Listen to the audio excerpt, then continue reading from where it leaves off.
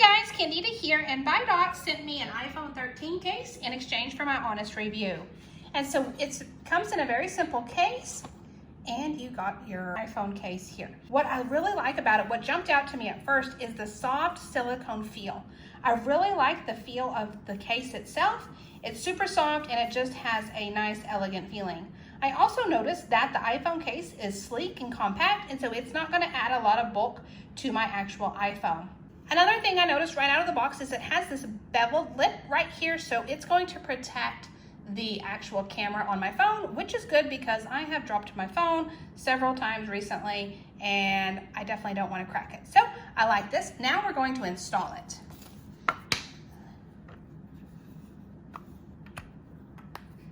And it's got a super simple install, just like that. It went on. I've got my camera here. It's got the little lip that's going to protect it. All of my buttons are able to be accessed. So overall, it's a super easy install. It's got a great feel, and it's going to save me from some drops with the little bevel here.